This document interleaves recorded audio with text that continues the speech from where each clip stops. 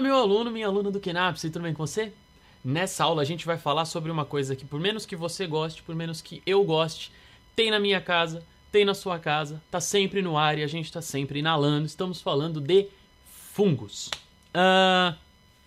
Os fungos são um reino aí muito bacana da gente entender, porque o que acontece? Eles foram, durante muito tempo, colocados no reino vegetal.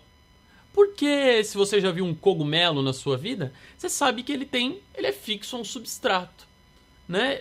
Se a gente for avaliar uma célula de um fungo, tem parede celular. Mas por que a gente não pode classificar eles, não pode colocar eles dentro do reino vegetal?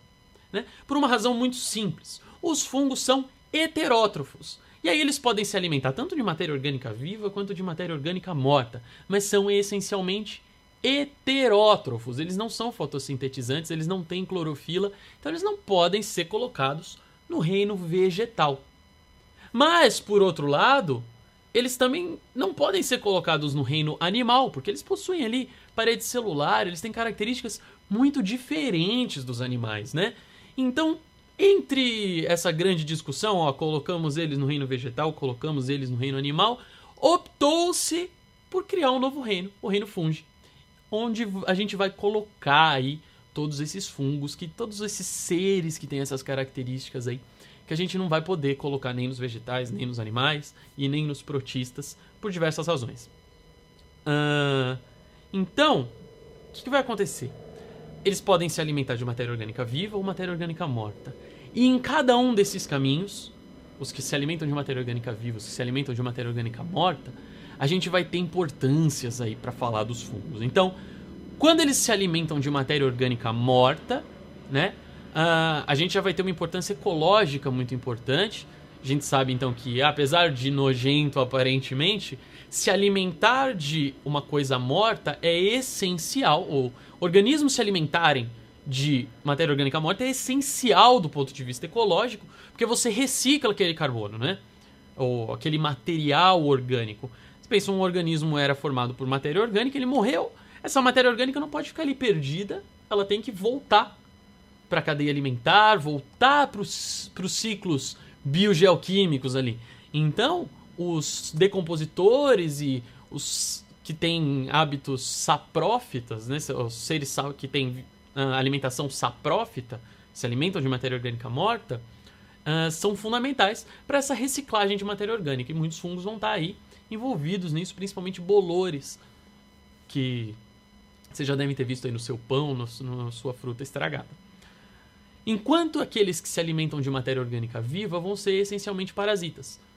Então, quando parasitarem o ser humano, muito frequentemente vão causar doenças, e essas doenças a gente vai chamar de modo geral de micoses. Aquela frieira que você já teve, ou aquele pano branco, ou às vezes micoses mais graves, como a criptococose, que afeta o sistema nervoso central e tal. Mas fundamentalmente a gente vai dividir então os fungos em dois grupos. Os fungos unicelulares a gente vai chamar de leveduras. E dentre as leveduras aí a gente vai ter dois grandes exemplos, que é o Saccharomyces cerevisiae e a Candida albicans, né? A Candida, apesar ela tem um dimorfismo, digamos assim, ela pode ser tanto levedura quanto bolor, mas vamos usar ela como um exemplo interessante aqui de levedura. Eu coloquei uma imagem aí pra vocês, vamos dar uma olhadinha nelas, ó.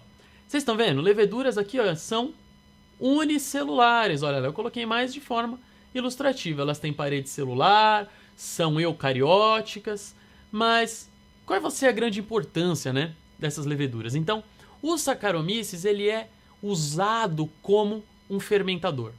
Boa parte dessas leveduras, quando em ambiente anaeróbico, elas vão realizar fermentação alcoólica, principalmente esse Saccharomyces cerevisiae. Esse cerevisiae vem de cerveja. Então é o fungo usado na fabricação da cerveja para produzir o etanol.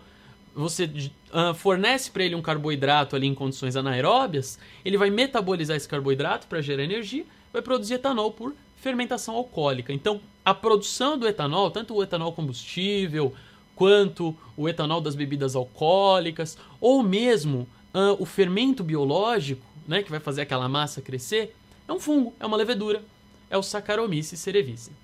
Já Cândida, por outro lado, é um fungo, uma levedura, que normalmente habitam o nosso corpo, por exemplo, o canal vaginal. E em situações de imunodeficiência, como por exemplo o que a gente falou na última aula, síndrome de imunodeficiência adquirida, a AIDS, essas leveduras vão se proliferar e vão gerar uma coisa que a gente chama de candidíase, tá? Não, por favor, não associem a candidíase ao HIV. São condições, por exemplo, a pessoa está muito estressada, teve uma queda nesse sistema imunológico, uma mulher, por exemplo, pode desenvolver candidíase vaginal, né? Outro caso, por exemplo, são bebês que têm o sistema imunológico um pouco mais fraquinho, eles desenvolvem candidíase oral. E essa candidíase oral é o famoso sapinho. Então aí a gente tem exemplos interessantes das leveduras. Os fungos, por outro lado lá, os fungos pluricelulares, eles vão ser o que a gente chama de bolores. Então você já deve estar familiarizado, já conhece bolores. Eles vão ter uma estrutura um pouco mais complexa. Eles vão ser formados por filamentos. E esses filamentos eles vão ficar imersos na matéria orgânica ali. Então você tem um pãozinho embolorado, ele tem filamentos dentro do pão lá. Esses filamentos são chamados de hifas. E em conjunto, essa cabeleira toda é o que a gente chama de micélio. Tá? Eu coloquei uma imagem aí pra vocês. Dá uma olhadinha, olha só. A gente tem o micélio, olha só, tá vendo? Todos esses filamentos, ó, isso aqui é uma hifa, isso aqui é outra hifa. E toda essa cabeleira junta aqui é o que a gente chama de micélio. Tá? Isso aqui é uma microscopia, então, de um micélio, de um fungo do gênero Rhizopus, que é normalmente o fungo que gera aí esses bolores em vegetais. Então, sei lá, se tinha uma laranja que estragou, provavelmente o fungo que está lá é desse gênero. Seu pãozinho que estragou, né, vem do amido de um cereal, provavelmente é esse fungo que está lá. Então vocês estão vendo aqui um micélio. E aí aqui tem uma estrutura, né, que é uma estrutura reprodutiva. Essa estrutura é que a gente chama de esporângio. Esporângio, vocês já ouviram falar no nosso módulo de botânica. Ele é um reservatório de esporos. Então aqui dentro está cheio de esporos. E esses esporos, quando liberados no ambiente, que é geralmente o que a gente encontra aí no ar, eles vão cair numa região que tem a matéria orgânica e ali eles vão dar origem a um novo micélio, a um novo fungo. Essa região em que a gente encontra os esporos, em que a gente encontra os esporângios, é o que a gente vai chamar dentro desse fungo de corpo de frutificação. Ele não está sempre lá, ele aparece de vez em quando para liberar esses esporos no momento da reprodução. Então, esse é o corpo de frutificação. E o que a gente vê quando a gente vê um bolor, aquela coisa peludinha, ou então o próprio cogumelo, são os corpos de frutificação. O corpo do fungo em si, o micélio do fungo, está imerso na matéria orgânica.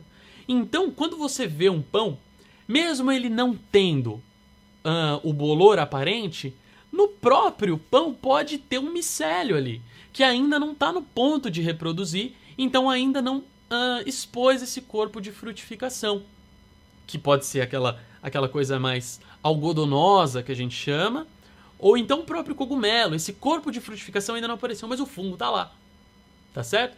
Então, às vezes, difere muito pouco você comer um pão que ainda não tem o bolor, mas está quase tendo, ou um pão que está completamente embolorado. Isso pode te dar uma coceirinha, pode te dar uma alergiazinha.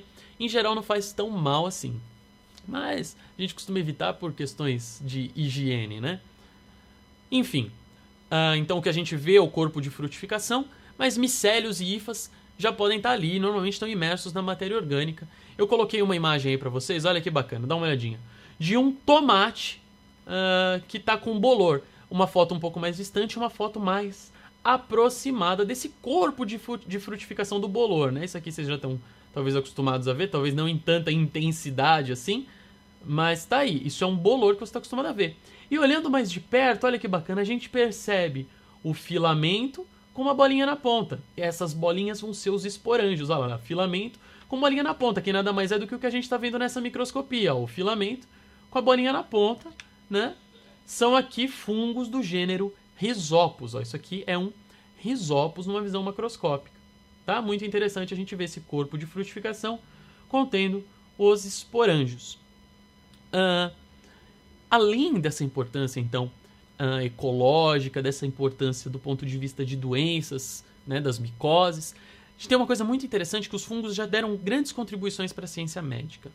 E o maior exemplo disso é a descoberta da penicilina. A penicilina, que foi o primeiro antibiótico que permitiu que doenças causadas por bactérias começassem a ser tratadas, é uma substância produzida por um fungo, né? E o Alexander Fleming, que descobriu essa substância, e isso rendeu para ele o Prêmio Nobel de Medicina e Fisiologia de 1945, que aconteceu? Ele observou que ao redor de fungos do gênero Penicillium, você não conseguia fazer com que colônias bacterianas crescessem.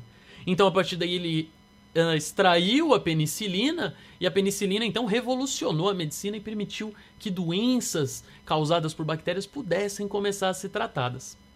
Um outro exemplo, já não tão bacana, assim, tão bem descoberto, é a ergotamina, ou alcaloides do ergot, que é uma substância produzida por fungos do gênero Claviceps, que é um fungo que parasita o centeio, tá? E essa substância, a ergotamina, é um poderoso vasoconstritor. Então ela foi descoberta por causa do seu alto poder letal. A pessoa comia um centeio infectado e acabava morrendo por causa dessa intensa vasoconstrição. Mas, utilizando esse conhecimento, o que você pode fazer? Você pode criar uma droga que eleva a pressão, ou é usada, muito importante, no tratamento da enxaqueca. Tá bom? Gente, não esquece de entrar no nosso site, tá? Por hoje é isso. Vocês podem estudar bastante por lá, tem o texto, não esquece. Compartilhe esse vídeo com seus amigos, a gente se vê na próxima aula. Um abraço e até lá.